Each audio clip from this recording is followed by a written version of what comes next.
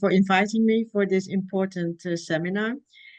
Well, first, I want to share some facts. I think most people know the facts who are here. But at the UN revealed just, I think, a few days ago that after 9 months of Israeli bombardment, almost the entire population, approximately 69%, are facing severe food shortages. Yes, and we can speak about a real famine, of course, with more than 495,000 people, including children, are facing the most severe levels of starvation and diseases, of course. And the Israeli attack since October 7th last year has killed approximately 38,000 Palestinians, but the amount must be much higher because, the people are still laying under the rubbles of their houses, of their schools, of their hospitals. So, yeah, we can call it a real genocide against the people of Gaza. And yeah, I would like also to emphasize, as long as the Israeli regime receives support from the US and its Western allies, it's the European Union, the killing will not stop. For example, in my country, the Netherlands, fighter jet parts are produced for the F-35s. Those are sent to Israel via the US and killing the people in Gaza. A Dutch court condemned this last month, but the Netherlands just continues to supply and produce as usual. And I think it's a great shame for Europe in particular that they support this genocide. They once said after the Second World War, never again.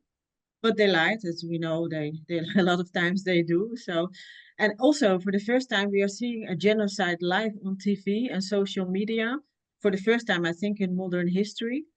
And also we see a radicalization nowadays, especially in Western societies in Europe, where the radical right is emerging. France not, it's the left today, all thought it was the right.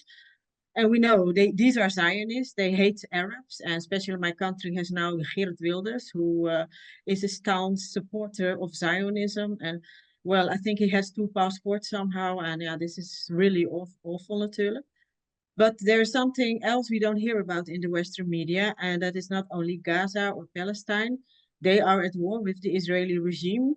But of course, we have the axis of resistance, a counterpart of what President Bush Sr. called the axis of evil after the 9/11 tragedy and declared war on the Arab world, actually. And we have seen the result in recent years in Iraq, Syria, Libya, Afghanistan, and of course, Palestine.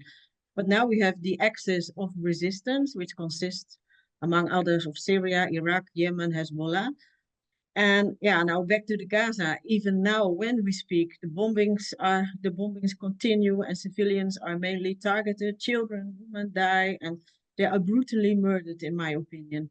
I mean, in the past 24 hours, I think at least only 55 people have been killed, but that's just a small amount. I mean, there are so many. And for the umpteenth time, a school has been bombed, a hospital, and it's going on and going on and going on. And even schools where previously UN employees were in, they just bomb it. I think they don't care, and this is really terrible. And we also see this happening, with the hospitals. We know Al Shifa Hospital, we know all that. So, but this week, the Prime Minister of Israel, Netanyahu, will travel to Doha and Cairo, and he issued a statement before traveling to these countries, listing his demands. And he says that non-negotiable things are his war objectives. So what are his war objectives? Bombing Gaza. So in my opinion, a pointless journey to go there.